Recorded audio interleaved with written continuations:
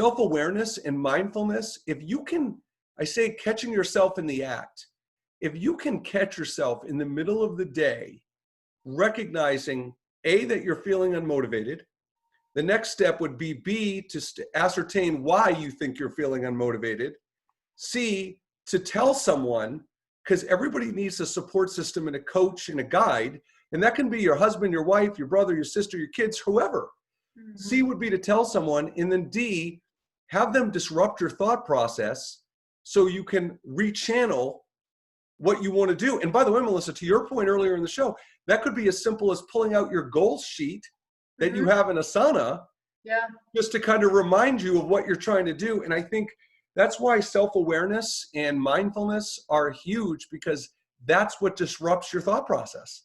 Yeah, yeah, and I love your point about going to someone and talking it through with somebody else. I mean, sometimes we get so up in our own head that we just make it even more difficult for ourselves. And then we start beating ourselves up, and it's like, can't get out from under this. So I think that's a really good point. Well, Melissa, you and I do this for each other. We're accountability partners for each other. But this term accountability partner, I mean, there have been so many studies done about adoption of goals, habits, ideas, values. It all comes down to that, because this accountability partner, I mean, Melissa, I think, you know what I think we should start doing at the end of each show? I think we should tell each other a goal we have at the end of each goal, at the end of each show. It can be big or small. We Mhm. should make it smart, should be a smart goal. But then we Yep. can, every week, every show we do, we can check in with each other and see if we've done it. And that's what an accountability partner is.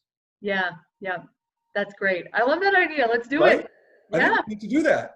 And, yes. and listen, we want to challenge our listeners to do the same. And I think again, it's so important that you understand that no goal is a bad goal as long as it's a smart goal, and small goals lead to big goals. Mhm. So there's no bad goal as long as it's leading you to something that's a bigger goal, I guess is the way I would say it.